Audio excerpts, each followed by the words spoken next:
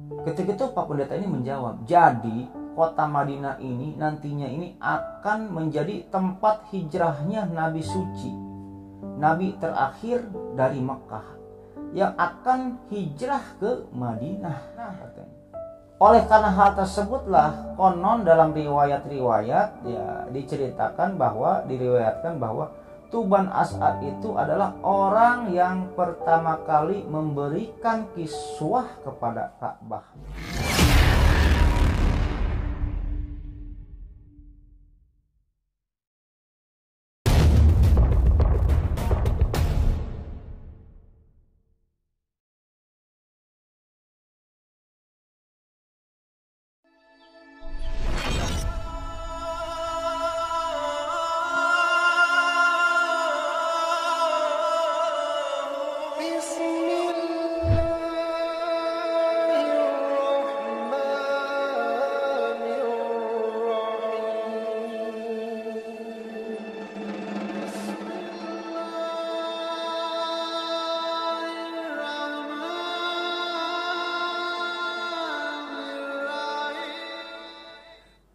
Assalamualaikum warahmatullahi wabarakatuh. Bismillahirrahmanirrahim. Alhamdulillahirrahmanirrahim. Wa binasta'in wa ala umuri dunya waddin. Wassalatu wassalamu ala sofil anbiya'i wa mursalin wa ala alihi wa sahbihi ajmain, amma ba'du. Allahumma sholli ala sayyidina Muhammad wa ala ali sayyidina Muhammad. Rabbi sholli sadri wa yassir amri wa hlul 'uqdatam min lisani yafqahu qawli. Oke, Likulopers, kembali lagi bersama saya Lucky Developer. Jadi pada video kali ini kembali saya akan melanjutkan mengisi playlist channel di YouTube saya, yaitu playlist sejarah Islam, yang dimana sekarang part 3 ya. Kemarin part 2 nya sampai di Yaman ada suatu raja yang bernama Robiah bin Nasr, yang dimana ketika itu Robiah bin Nasr ini bermimpi dan sangat takut dengan mimpinya itu. Terus Robiah bin Nasr itu diramal oleh kedua peramal hebat, Satih dan Sik gitu ya. Ya mungkin bagi Likulopers semua yang belum nonton ya di sejarah Islam part 2 nya itu tentang Robiah bin Nasr dan dua peramal hebat itu, tontonlah ya di part 2. Nanti akan saya tulis di deskripsi, kalau enggak buka channel YouTube saya playlist sejarah Islam ya. Yang dimana pada video kali ini kembali masih kita akan menceritakan tentang Yaman, Likulopers, tentang Yaman, yang dimana ketika itu di Yaman ini ada seorang raja hebat yang bernama Tuban As'ad. Likulopers pasti sudah mendengar ya nama Tuban As'ad ini ya. Dia adalah seorang raja yang hebat lah ya dulu di Yaman. Oke, sebelum lanjut ke ceritanya, Likulopers, terlebih dahulu bagi Likulopers semua atau bagi penonton yang sedang menonton video ini yang belum subscribe, angka baiknya subscribe dulu lah ya. Subscribe dulu di channel YouTube ini supaya apa? Supaya saya tambah bersemangat untuk membuat konten-konten selanjutnya ya. Dan bagi Likulopers semua atau bagi orang yang sudah menonton video ini yang sudah subscribe, saya banyak ucapkan terima kasih. Mudah-mudahan amal Likulopers semua yang sudah subscribe dibalas kebaikannya oleh Allah Subhanahu wa taala berpuluh-puluh kali lipat, beratus-ratus kali lipat, beribu-ribu kali lipat, dan berjuta-juta kali lipat. Ya mungkin kita lanjut ke ceritanya Likulopers. Oke, di sini saya akan menyebutkan beberapa jalur nasab lah ya, jalur nasab orang. Saya ambil yang sedikit aja Likulopers ya. Yang dimana ketika itu di Yaman ini ada seseorang yang bernama Hasan bin Tuban As'ad bin Abi Karib ya, bin Kuli bin Jaid gitu. Nah, yang dimana titik pembahasan kita kali ini titiknya ada kepada Tuban As'ad bin Abi Karib, atau ada seorang juga yang menyebut Tuban As'ad Abu Karib ya, Tuban As'ad Abu Karib. Oke, kita singkat saja Tuban As'ad. Dahulu di negeri Yaman, Likulopers ya, ada dua kerajaan yang sangat terkenal atau yang sangat hebat ya. Yang pertama kerajaan Himyar, yang kedua kerajaan Tuba gitu ya. Kedua kerajaan ini dulunya sering berantem ya, saling mengalahkan lah ya, sampai pada akhirnya muncullah Tuban As'ad kayak gitu. Di riwayat-riwayat gitu, ada para alim ulama yang menyebutkan bahwa Tuban As'ad ini adalah anaknya dari Robiah bin Nasr gitu. Tapi ada juga riwayat yang saya baca ya, dari Ibnu Ishaq dan Ibnu Hisham gitu ya. Jadi Tuban As'ad ini berkuasa sebelum masa pemerintahannya Robiah bin Nasr gitu. Nah, terus Tuban Asad ini diserang oleh Robiah bin Nasr, akhirnya Tuban Asad jatuh ya, kalah oleh Robiah bin Nasr gitu. Dan yang dimana ketika itu, ketika Robiah bin Nasr ini diramal oleh Sisik dan si Satih itu ya, Robiah bin Nasr ini pergi ke Irak dan meninggalkan kerajaannya, yaitu ketika itu ditinggalkanlah Nu'man bin Munjir itu ya, gitu. Wallahu alam yang benar yang mana gitu. Jangan dijadikan suatu perdebatan gitu di kampus. Oke, kita sekarang membahas Tuban As'ad gitu. Jadi Tuban As'ad ini adalah raja terakhir Tuba gitu. Tuban As'ad ini adalah raja terakhir Tuba, yang dimana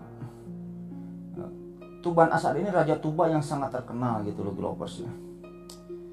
Yang dimana Tuba itu raja Tuba itu adalah julukan raja di Yaman gitu loh Glovers.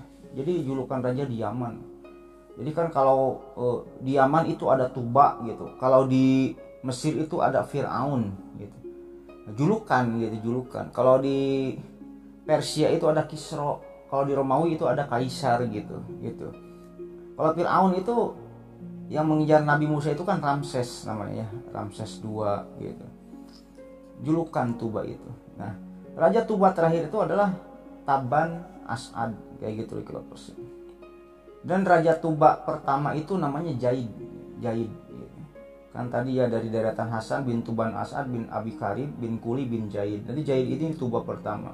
Oke, kita lanjut ceritanya loh. Jadi Tuban As'ad ini adalah raja Tuba yang sangat terkenal gitu. Raja Yaman yang sangat terkenal ketika itu. Tuban As'ad memiliki kerajaan yang sangat lumayan cukup luas, disegani dan ditakuti gitu. Yang dimana Tuban As'ad ini dibandingkan raja-raja yang lain ini mempunyai suatu kelebihan. Kelebihan ini apa? Kelebihan di bidang bisnis gitu. Jadi Tuban As'ad hobinya ini berbisnis, terutama dagang kayak gitu. Terutama dagang. Sering Tuban As'ad ini berdagang di daerah Syam, Palestina, Madinah gitu. Jalur-jalur perdagangan yang dimana ketika itu biasa dilakukan perdagangan oleh orang-orang itu ya sedikit banyaknya dikuasai oleh Tuban As'ad lah ya gitu. Tuban As'ad pun raja yang ditakuti dan disegani. Tuban As'ad pun hobi berperang gitu. Yang dimana ketika itu semasa kepemimpinan Tuban As'ad tidak ada orang yang berani sama Tuban As'ad gitu. Yang dimana pada masa kepemimpinan Tuban As'ad, Yaman ini, negara Yaman ini, terutama masyarakatnya Tuban As'ad ini menyembah berhala, menyembah berhala. Tuban As'ad ini punya anak gitu, nggak tahu saya nama anaknya siapa. Yang dimana ketika itu anaknya Tuban As'ad gitu, salah satu anaknya Tuban As'ad ini bertempat tinggal di Madinah ketika itu. Bertempat tinggal di Madinah. Ada riwayat yang mengatakan bahwa anaknya Tuban As'ad yang ada di Madinah ini menjadi gubernur gitu. Ada juga yang riwayat mengatakan bahwa anaknya Tuban As'ad ini berdagang di Madinah. Wallahu alam yang benar yang mana, jangan dijadikan perdebatan. Nah, singkat cerita, pada suatu hari gitu, anaknya Tuban As'ad yang ada di Madinah ini terbunuh. Gara-garanya apa? Gara-garanya diriwayat anaknya Tuban As'ad ini memotong pohon kurma milik orang Madinah gitu. Tanpa sepengetahuan si pemilik, intinya kayak gitu. Gak tahu memotong, gak tahu mencuri gitu. Intinya ada pohon kurma milik salah seorang orang Madinah yang terpotong, gak tahu dicuri gitu, gak tahu gimana gitu. Intinya kalau di riwayat ini memotong pohon kurma milik orang Madinah kayak gitu, tanpa sepengetahuan dari si pemiliknya. Yang dimana pada akhirnya hal tersebut ketahuan gitu. Si anaknya Tuban As'ad ini ketahuan oleh si Ahmar. Ada seseorang dari orang Madinah, dari Bani Adi ya. Bani Adi itu kalau nggak salah baninya Umar ya. Bani Adi itu baninya Umar bin Khattab. Namanya Ahmar. Mengetahui hal tersebut, ditegur akhirnya anak Tuban As'ad itu. Kamu ngapain motong-motong pohon kurma milik orang? Udah izin belum gitu? Mentang-mentang dia anaknya Raja Tuba, nyolot. Apa lu Ahmar? Berani lu sama gua? Apa lu? Katanya kan. Akhirnya cekcok mulut, berantem, meninggallah anak Tuban As'ad tersebut. Yang ngebunuhnya siapa? Si Ahmar. Setelah anak Tuban As'ad ini meninggal gitu ya, masyarakat Madinah bingung. Waduh, ini yang terbunuh ini anak Tuban As'ad gitu. Bagaimana kalau si Tuban As'ad tahu, dia kan Raja Tuba, nanti kalau kota Madinah diserang bagaimana gitu. Akhirnya sepakatlah ketika itu orang-orang Madinah ini untuk menyembunyikan berita tentang kematian anak Tuban As'ad tersebut. Karena ketika itu belum ada berita, belum ada TV, belum ada HP gitu ya.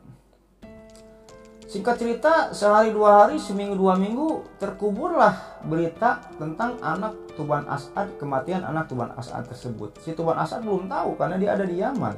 Dikarenakan ada peribahasa yang mengatakan bahwa sepandai-pandainya tupai melompat akhirnya jatuh juga, dan sepandai-pandainya kita menyembunyikan bangkai akhirnya tercium juga. Maka ketika itu Tuban As'ad pun mengetahui perihal tentang kematian anaknya tersebut.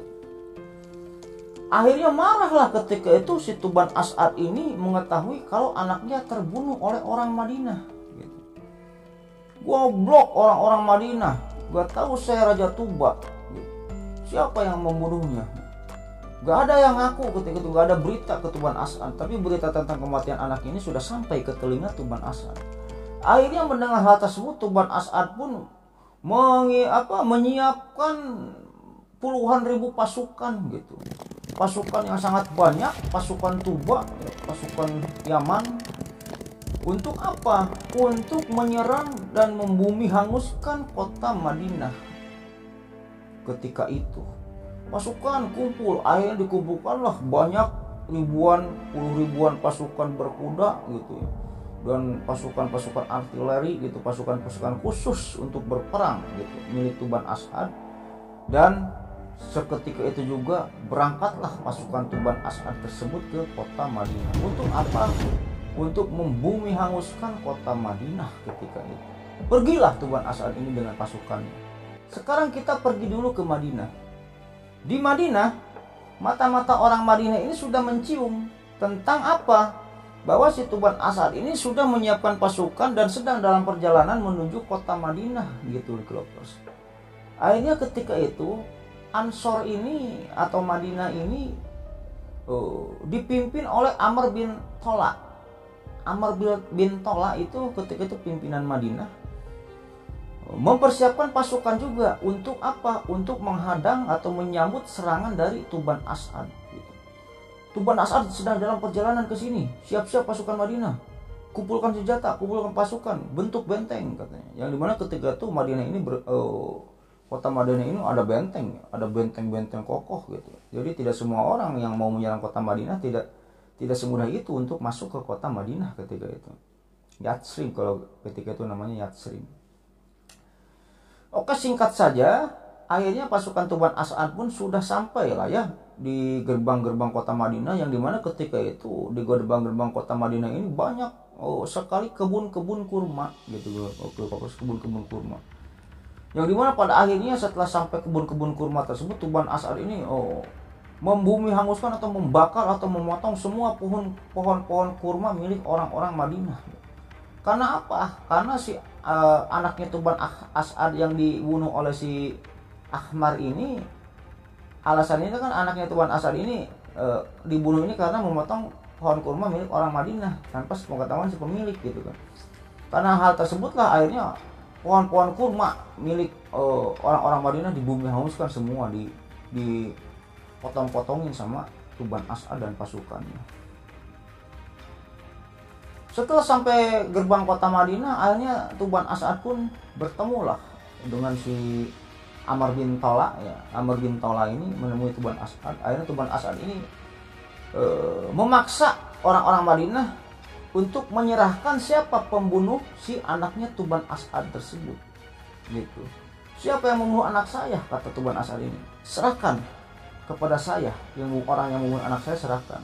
Kalau enggak kita perang, kata Tuban As'ad ketika itu. Akhirnya orang-orang Madinah tidak mau menyerahkan pembunuh si anaknya Tuban As'ad tersebut. Oh, tidak bisa, kita tidak mau menyerahkannya. Akhirnya ya udah, kalau kayak gitu kita perang. Akhirnya di saat itu perang antara kerajaan Tuba dan Madinah terjadi. Akhirnya peranglah. Tuban As'ad mengarahkan pasukan berkudanya. Madinah mengarahkan juga pasukan berkudanya. Akhirnya perang dimulai.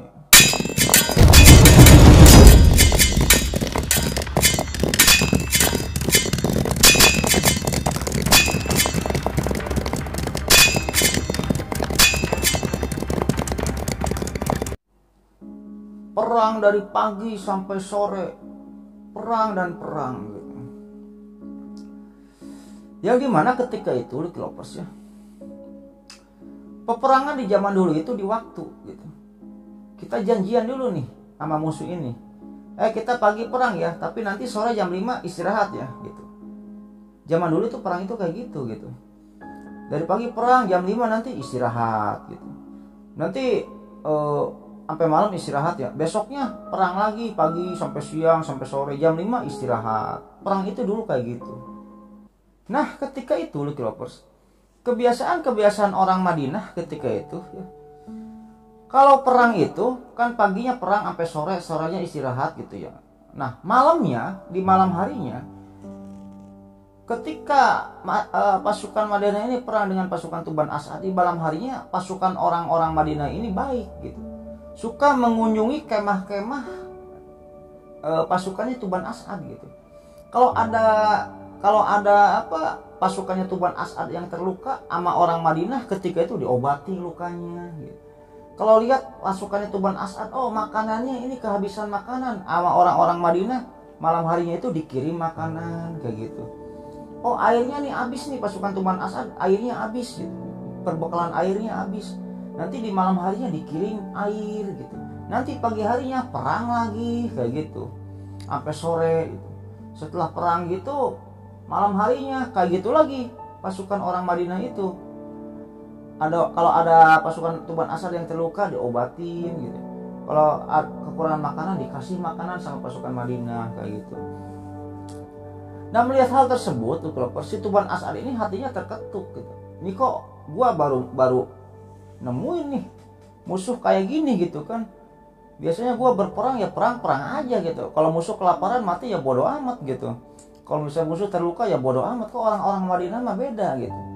Ini pasukan saya kehabisan makanan dikasih makanan gitu. Kehabisan air dikasih air. Pasukan saya terluka diobatin oleh orang-orang Madinah. Akhirnya ketika itu terketuklah pintu hatinya Tuban As'ad ini perihal bahwa kok orang-orang Madinah sopan-sopan gitu, baik-baik gitu. Tapi ketika itu egonya masih tinggi. Karena anaknya terbunuh itu, egonya masih tinggi. Akhirnya keesokan harinya perang lagi gitu. Sampai beberapa hari lah. Perang ini tidak ada yang kalah, tidak ada yang menang gitu Lovers ya. Yang dimana pada akhirnya pada sore hari, setelah perang lah ya, setelah istirahat perang itu sore hari, kalau nggak habis maghrib gitu ya, Tuban As'ad ini didatangi oleh 2 orang pendeta Yahudi dari Bani Quraidah gitu. 2 orang pendeta Yahudi dari Bani Quraidah ini mendatangi Tuban As'ad, yang dimana ketika 2 orang pendeta Yahudi ini datang ke Tuban As'ad ini segan, sangat segan sekali. Gimana sih kita ya kalau melihat seseorang yang ilmunya mumpuni gitu, kayak kiai misalnya habaib, ganteng, gagah, banyak ilmunya datang ke kita kan segan ya, bukan tidak berani tapi segan gitu. Akhirnya setelah sampai ke perkemahan Tuban As'ad, kedua orang pendeta Yahudi tersebut dipersilakan masuk dan berbicaralah ketika itu Tuban As'ad ini dengan kedua orang pendeta Yahudi tersebut. Ya pendeta, ada apa pendeta kesini? Mau apa? Terus kedua orang pendeta Yahudi tadi berbicaralah kepada Tuban As'ad. Ya Raja Tuban As'ad. Sebenarnya tujuan Raja kesini itu mau apa? Mau apa tujuan Raja kesini ini? Ya pendeta, saya kesini ini bertujuan untuk membumi hanguskan kota Madinah. Maka Tuban As'ad ketika itu dua orang pendeta Yahudi ini berbicara lagi kepada Tuban As'ad. Ya Tuban As'ad, kalaupun kamu mendatangkan pasukan 1.000, 10.000, 100.000, sejuta, bahkan triliunan pasukan untuk membumi hanguskan kota Madinah, untuk menyerang kota Madinah, niscaya kamu tidak akan pernah bisa mengalahkan pasukan Madinah atau membumi hanguskan kota Madinah. Yang dimana jika hal tersebut kamu teruskan, niscaya kamu akan hancur. Dan kamu akan kalah dan kamu akan hancur. Kamu akan kena azab gitu. Kata kedua orang pendeta Yahudi tadi. Karena yang ngomongnya ini pendeta gitu ya, Tuban As'ad ini agak ketakutan. Gak mungkin kedua orang pendeta ini berbohong gitu. Kalau orang-orang biasa yang ngomongnya, lo ngapain lo bohongin gua, nakut-nakutin gua gitu kan. Dia agak ketakutan karena gak mungkin kedua orang pendeta ini ngebohong. Lalu ketika itu Tuban As'ad bertanya lagi kepada kedua orang pendeta tadi, emang kenapa? Kok bisa kayak gitu sih Pak Pendeta?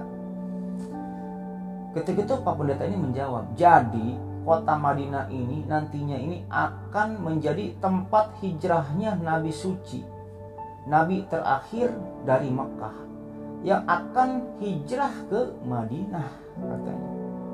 Oh kayak gitu ya pendeta, kata Tuban As'ad ketika itu.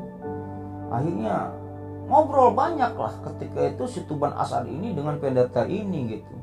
Akhirnya diceritakanlah orang pendeta ini, agama pendeta ini kayak gini loh. Jadi agama yang benar ini loh, Tuhan itu satu loh gitu. Jadi agama yang ini, agama Yahudi si pendeta ini ya. Jadi Tuhan itu satu, bla bla bla. Akhirnya diceritakanlah tentang agama si kedua pendeta Yahudi tadi kepada Tuban As'ad. Lu emang nyembah apa Tuban As'ad? Gua nyembah patung, kata Tuban As'ad. Waduh kok patung disembah, kata pendeta Yahudi ini. Ini Tuhan yang benar ini Tuhan ini Allah. Allah itu satu. Allah ini yang menciptakan langit dan bumi, bla bla bla bla bla bla. Akhirnya karena kewibawaan pendeta tersebut dan Tuban As'ad pun percaya pendeta itu tidak berbohong, akhirnya perang pun dihentikan sama Tuban As'ad. Yang dimana pada akhirnya Tuban As'ad pun memeluk agama kedua pendeta Yahudi tadi, yaitu agama Yahudi ya, agama Ibrahim, suhub Ibrahim. Akhirnya singkat cerita berdamailah Tuban As'ad ini dengan pasukan Madinah, dengan Amr bin Tola itu ya. Mar, udah ya kita damai ya. Sorry nih, gue udah nyerang kota lu nih. Oh nggak apa-apa, Tuban As'ad, nggak apa-apa As'ad. Ya udah ya, gue pulang ya, Mar. Lu hati-hati di Madinah ya. Ya udah yuk, nuhun katanya. Akhirnya berdamailah ketika Tuban As'ad ini dengan pasukan Madinah. Nah, yang dimana ketika hendak pulang si Tuban As'ad ini, Tuban As'ad ini pulangnya nggak langsung ke Yaman, tapi muter dulu ke Mekah gitu. Muter dulu lah, jalan-jalan dulu lah. Lo Tuban, lewat mana lo ke pulangnya? Kata si Amr bin Tola ini. Gua lewat Mekah dulu dah, sini dah. Gak apa-apa, agak jauhan juga. Itu jalan-jalan, kata si Tuban As'ad. Oh ya udah, hati-hati. Akhirnya jalanlah Tuban As'ad itu meninggalkan kota Madinah yang tadi udah berdamai dengan masyarakat Madinah. Meninggalkan kota Madinah menuju ke Yaman melewati Mekah gitu, Likropers. Nah, ketika Tuban As'ad ini dalam perjalanan pulang ya mau sampai ke kota Mekah lah, udah dikit lagi kota Mekah lah ya. Ketika itu rombongannya Tuban As'ad ini dilihat oleh orang-orang dari keturunannya Huzail. Orang-orang dari keturunannya Huzail, ada beberapa orang lah dari keturunan Huzail ya. Huzail bin Mudrika bin Ilyas bin Mudor bin Nijar bin Ma'ad. Ada beberapa orang lah. Dilihatlah, oh itu si Tuban As'ad tuh, Oh iya Raja Tuba katanya. Yang dimana ketika itu orang-orang dari keturunan Huzail ini ingin mencelakakan Tuban As'ad gitu. Ada beberapa orang dari keturunan Huzail ini ingin mencelakakan Tuban As'ad gitu. Mau berantem, mau perang dia gak berani, udah tahu dia Raja Tuba gitu. Si Tuban As'ad ini Raja Tuba, kalau kita perang ya sama aja kita bunuh diri gitu. Akhirnya beberapa orang dari keturunan Huzail ini mempunyai ide. idenya itu kayak gini. Akhirnya dideketin lah ketika pasukan Tuban As'ad ini lagi konvoy mau ke Yaman gitu. Nyamperin lah orang-orang dari keturunan Hujail ini. Tuban As'ad, halo raja. Kemana wae mana nih? Raja mau kemana? Mau ke Yaman? Iya mau ke Yaman saya, kata si Tuban As'ad ini. Raja sini dulu katanya. Ada apa? Raja mau emas gak katanya? Raja mau perak gak? Raja mau topas gak? Raja mau rubi gak? Weh, ya mau lah, kata si Tuban As'ad ini. Emang di mana katanya? Tuh raja tinggal ambil aja tuh. Ditunjuklah Ka'bah ketika itu sama orang-orang Hujail tadi gitu, keturunan dari Hujail tadi. Ditunjuklah Ka'bah. Itu kan ada Ka'bah tuh, ada kotak tuh hitam tuh. Nah di dalamnya itu banyak emas, banyak perak, banyak topas, banyak rubi. Ambil aja raja, ambilin katanya. Gak apa-apa, ambilin aja sama raja. Akhirnya karena Tuban As'ad ini baru mu'alaf gitu ya, belum tahu apa Ka'bah gitu ya, belum tahu gitu. Akhirnya si Tuban As'ad pun mau mengambil secara paksa gitu, emas, perak, rubi dan harta-harta yang ada dalam Ka'bah kayak gitu. Memang benar Lucky Lovers ya, ketika itu Ka'bah ini di dalamnya ini banyak emas, banyak topas, banyak rubi gitu, banyak darah gitu, banyak bangkai-bangkai untuk persembahan para dewa gitu, para jadi apa sih istilahnya, musyrik lah orang-orang itu ya, orang-orang Mekah ketika itu. Nah tujuan kan tadi saya bilang beberapa orang Bani Hujail ini bertujuan untuk mencelakakan Tuban As'ad gitu. Kenapa mereka menunjukkan Ka'bah gitu? Jadi rencana orang-orang dari keturunan Hujail ini jadi ingin mencelakakan Tuban As'ad ini dengan cara kayak gitu. Jadi nantinya ketika Tuban As'ad ini mengambil paksa emas-emas atau harta yang ada di dalam Ka'bah gitu ya, nanti Allah menghukum Tuban As'ad gitu. Jadi ketika itu meskipun orang-orang Mekah ini udah melenceng dari ajaran Ibrahim, udah mulai syirik, tapi tauhid mereka masih tinggi gitu. Mereka ini masih mempercayai bahwa Ka'bah ini adalah rumah Allah gitu.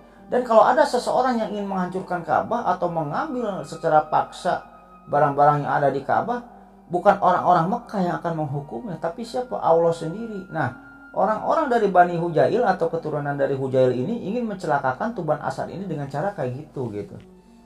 Ya buktinya Abrahah gitu kan. Abrahah tidak ada perlawanan ketika mau menyerang Ka'bah. Raja Abrahah ini tidak ada perlawanan dari orang-orang Mekah, nggak ada. Orang-orang Mekah lari-lari ke atas bukit gitu, suruh lari.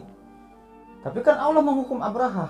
Nah tujuan orang-orang dari keturunan Hujail ini pengen mencelakakan si Tuban As'ad itu dengan cara kayak gitu. Paham ya Lucky Lovers? Akhirnya setelah mendengar hal tersebut, pergilah Tuban As'ad ini mau menghancurkan Ka'bah gitu dan menjarah harta-harta yang ada di dalam Ka'bah gitu. Nah ketika dalam perjalanan gitu, si Tuban As'ad ini ingat dengan kedua orang pendeta Yahudi tadi. Tunggu dulu katanya, kata Tuban As'ad ini. Ini gue kan udah masuk agamanya si dua pendeta tadi. Saya mau curhat dulu nih kedua pendeta tadi, kata si Tuban As'ad ini. Apa yang saya lakukan ini salah apa benar gitu. Coba panggil pengawal, kamu balik lagi ke Madinah, panggil kedua pendeta Yahudi tadi. Akhirnya ada beberapa pengawal yang datang lagi ke kota Madinah dan memanggil kedua pendeta tadi. Setelah kedua pendeta tadi datang ke depan Tuban As'ad gitu ya, akhirnya berceritalah, pendeta, tadi ada beberapa orang dari keturunan Hujail kayak gini menyuruh saya untuk kayak gini. Akhirnya ketika itu Tuban As'ad ini dimarahi oleh kedua pendeta Yahudi tadi ya. Raja, sebenarnya orang-orang tersebut ingin menjebak raja, katanya, ingin menjebak raja. Menjebak maksudnya apa? Jadi raja, saya belum pernah mengetahui di dunia ini ada rumah Allah selain Ka'bah, katanya. Jadi iris kuping saya raja, kalau misalnya raja mengambil harta-harta yang ada di Ka'bah, apalagi secara paksa gitu ya, raja akan binasa dan dibinasakan oleh Allah. gitu. Mendengar hal tersebut kaget lah, kurang ajar ini orang-orang Hujail katanya kan, mau ngejebak saya gitu. Kata si Tuban As'ad ini, kok orang-orang Hujail ini mau ngejebak saya, kurang ajar, kata Tuban As'ad. Akhirnya ketika itu Tuban As'ad itu berbicara lagi kepada kedua orang pendeta Yahudi tadi gitu loh kelopersnya. Terus yang harus saya lakukan sekarang ini apa ya pendeta? Jadi gini aja Raja kalau mau ke sana aja. Kalau mau ke Mekah, mengunjungi Ka'bah aja. Tapi jangan menjarah harta yang ada di dalam Ka'bah, jangan menghancurkan Ka'bah. Tapi Raja muliakanlah Ka'bah. Raja tawaf di Ka'bah, cukur rambut Raja, muliakan Ka'bah, bersihkan Ka'bah ini dari darah haid, bersihkan Ka'bah ini dari bangkai-bangkai, dan muliakanlah Ka'bah. Yang dimana ketika itu Tuban As'ad ini pergilah ke Mekah untuk mengunjungi Ka'bah, tapi bukan untuk menjarah hartanya ya Lucky Lovers, tapi untuk memuliakan Ka'bah, membersihkan Ka'bah dari darah haid, membersihkan Ka'bah dari bangkai-bangkai kayak gitu. Dan ketika itu Tuban As'ad ini sempat bertanya kepada kedua pendeta Yahudi tadi, pendeta, kamu kan bilang Ka'bah ini kan rumah Allah, kenapa kamu nggak mengunjunginya? Kata si Tuban As'ad ini. Ketika itu kedua pendeta ini menjawab, bukannya saya tidak mau Raja untuk mengunjungi Ka'bah.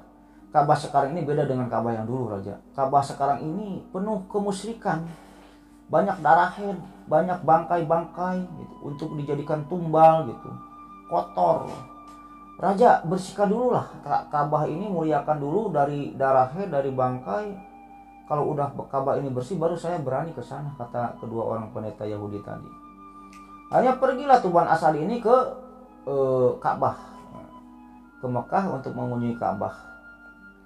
Tapi sebelum pergi ke Mekah, si Tuban As'ad ini mencari dulu ya orang-orang dari keturunan Hujail tadi yang mau menyembah si Tuban As'ad itu. Akhirnya dicarilah orang-orang tersebut.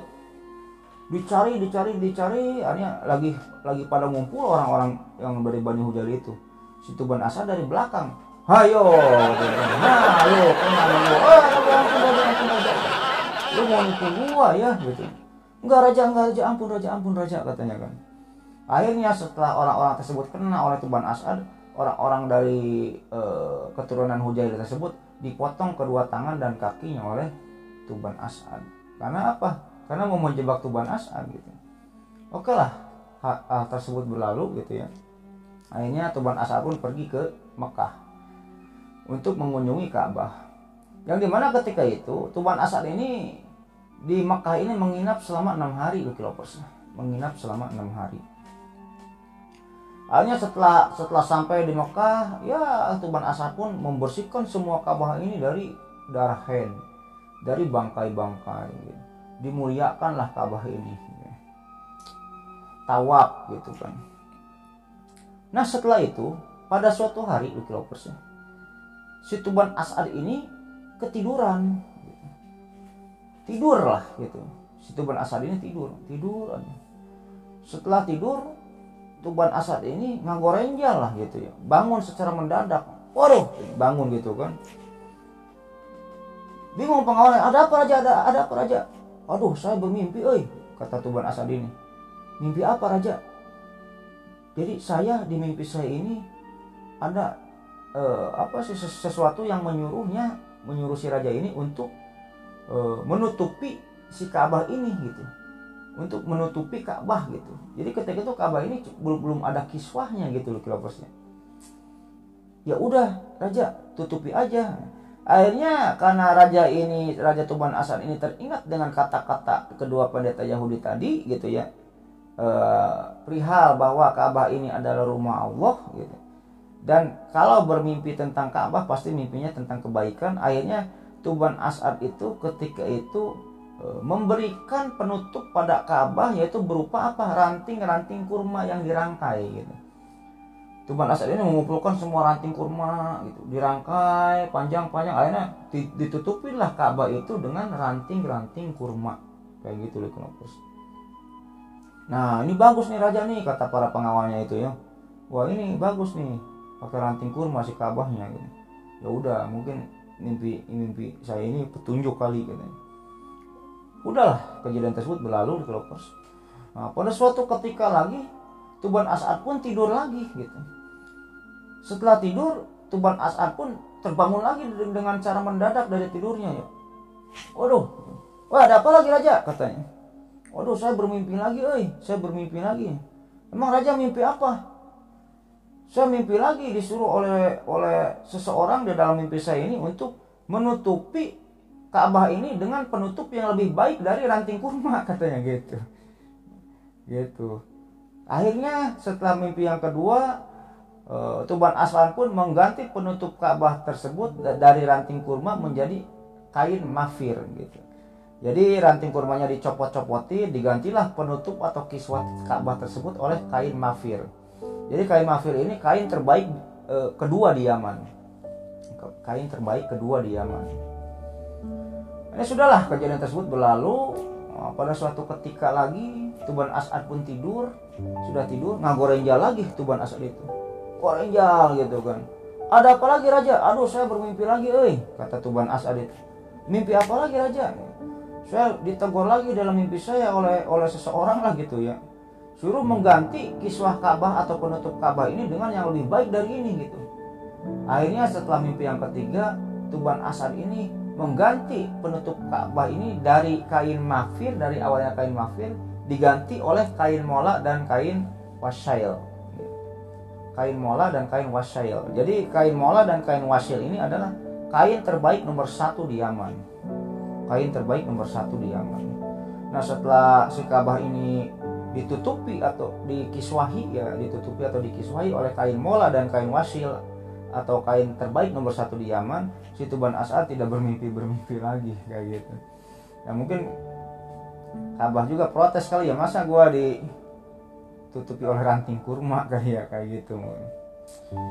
Nah, sebanyak hal tersebut gitu ya, setelah intinya pulanglah gitu ya. Udah 6 hari pulanglah Tuban As'ad ini ke Yaman ya. Setelah pulang ke Yaman, Tuban As'ad ini berpesan kepada orang-orang Mekah ketika itu, nih orang-orang Mekah, gua Raja Tuba, gua udah bersihkan Ka'bah ini dari darah-darah haid, gua udah bersihkan Ka'bah ini dari bangkai, dan gua udah memperindah Ka'bah ini dengan kain mola dan kain wasil. Nanti kalau kain ini udah rusak, udah apa, lu ganti ya, tutupi lagi dengan yang baru gitu. Awas kalau nggak memuliakan Ka'bah, urusannya sama gua, kata Tuban As'ad ketika itu. Pergilah Tuban As'ad tersebut ke Yaman.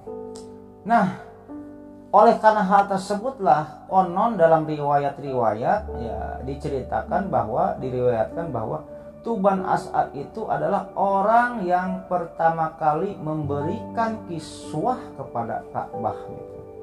Jadi Tuban As'ad itu adalah orang yang pertama kali memberikan kiswah atau penutup pada Ka'bah. Itulah ceritanya di Kelopers. Setelah itu pergilah Tuban As'ad ini dari Mekah menuju Yaman. Setelah Tuban As'ad ini sampai ke Yaman gitu, masyarakat Himyar dan masyarakat kerajaan Tuba ini protes. Karena apa gitu? Karena mengetahui bahwa si Tuban As'ad ini sudah berpindah agama gitu. Gak tahu bocor dari mana gitu kan. Sudah berpindah agama dari penyembah berhala menjadi penyembah Allah. Yang dimana ketika itu Tuban As'ad ini membawa kedua orang pendeta Yahudi tadi ke Yaman gitu. Ikut yuk pendeta Yahudi ke Yaman gitu. Ngineplah beberapa hari di sana di kerajaan saya. Akhirnya ikutlah kedua pendeta Yahudi tadi. Setelah sampai ke Yaman, diprotes oleh masyarakatnya. Raja, kenapa kamu berpindah agama? Gak tahu dari mana gitu ya. Akhirnya raja pun mendakwahkan agama barunya ini ke masyarakat Himyar dan masyarakat Tuba. Tapi tetap ketika itu masyarakat Himyar dan masyarakat Tuba tidak begitu aja percaya dengan agama barunya raja. Ini Tuhan itu Allah satu, yang esa, yang menciptakan langit dan bumi, bla bla bla bla. Si Tuban As'ad dakwah, si masyarakatnya itu nggak percaya, tetap pengen menyembah berhala. Yang dimana pada akhirnya adalah beberapa tokoh Himyar dan tokoh Tuba ketika itu yang memberikan saran kepada Tuban As'ad ini. Sarannya kayak gini, ya udah raja, Nah, kita buktikan aja agama siapa yang benar, agama si kedua pendeta tersebut atau agama kami. Kata ada beberapa tokoh lah ya, tokoh masyarakat di sana. Ya udah, kita selesaikan dengan api kayak gitu. Nah jadi Lucky Lovers, ketika itu di Yaman ini terdapat api yang sangat besar gitu. Jadi ada sebuah ruangannya itu sangat besar gitu. Ada jalan gitu, jalan setapak lah segini jalan. Udah gitu di ujung ini ada kayak balkon gitu, balkon panjang. Nah di sini tuh ada ruangan yang cukup besar, adalah sebesar lapangan bola lah gitu misalnya ya. Dan ruangan tersebut tertutup oleh tertutup pintu. Yang dimana di dalam pintu tersebut, di dalam ruangan tersebut terdapat api yang sangat besar gitu. Dan biasanya ruangan api tersebut dipergunakan oleh masyarakat Yaman ini untuk apa? Untuk menilai sesuatu yang mana yang benar dan yang mana yang salah gitu.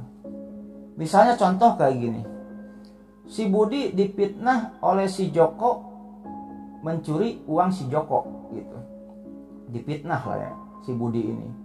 Tapi sebenarnya si Budi ini tidak mencuri, tapi cuma difitnah oleh si Joko.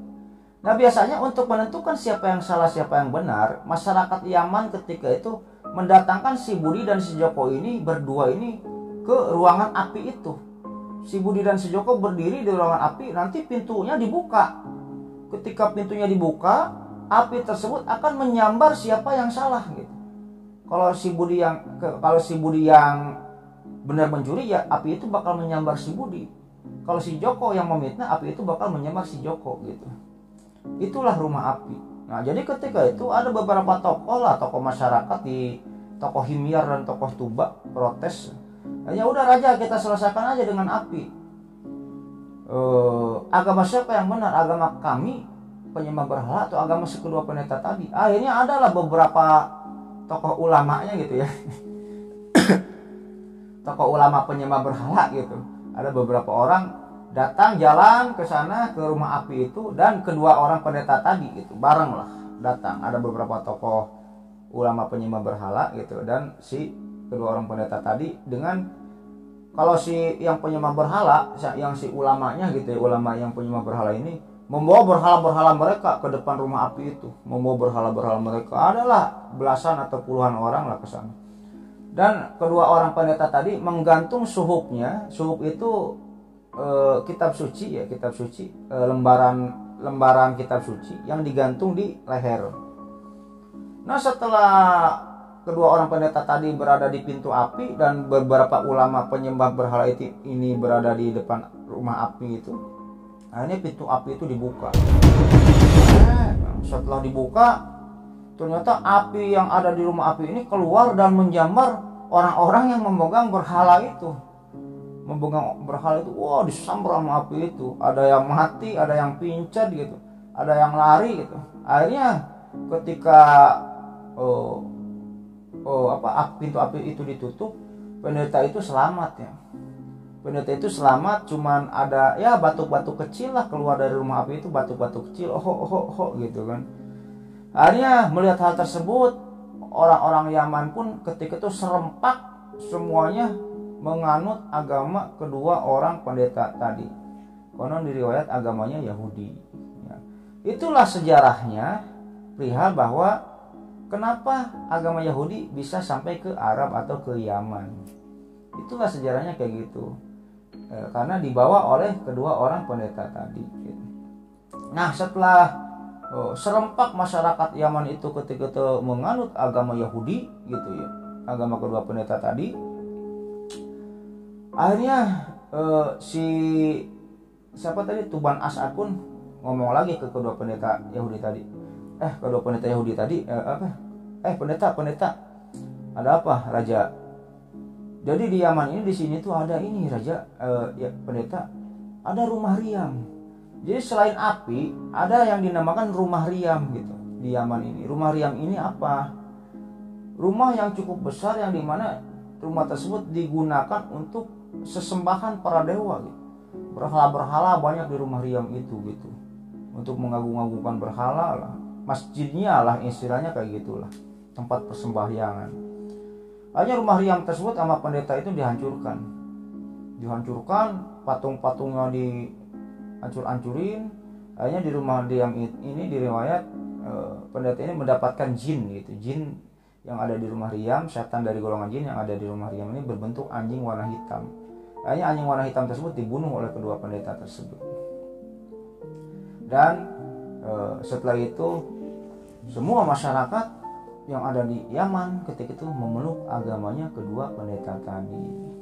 Kayak gitu Lucky Lovers ceritanya. Ya mungkin gitu aja Lucky Lovers ceritanya untuk part 3 kali ini ya. Mudah-mudahan menghibur.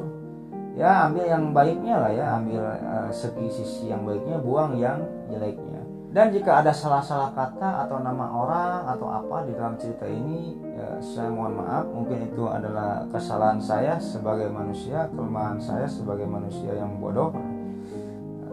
Tapi itu hal tersebut tidak saya sengaja gitu. Ya mudah-mudahan video ini ada manfaatnya Lucky Lovers bagi Lucky Lovers semua, dan mudah-mudahan dari penyampaian saya yang menceritakan tentang sejarah Islam ini dan dari Lucky Lovers ini sebagai istilahnya penonton atau pendengar, mudah-mudahan kita semua sama-sama mendapatkan pahalanya dari Allah Subhanahu wa taala gitu Lucky Lovers ya. Karena apa? Karena sekarang sangat jarang sekali masyarakat atau orang-orang yang antusias gitu terhadap sejarah perkembangan Islam gitu, sejarah Islam itu jarang lah yang antusias gitu terhadap kisah-kisah para nabi gitu, kisah-kisah para rasul, sejarah Islam zaman dulu ini kayak gimana gitu. Ya mungkin saya sebagai istilahnya penyalur gitu ya, Lucky Lovers penerima, ya mudah-mudahan kita ini mendapatkan pahala dua-duanya dari Allah Subhanahu wa taala. Amin Lucky Lovers.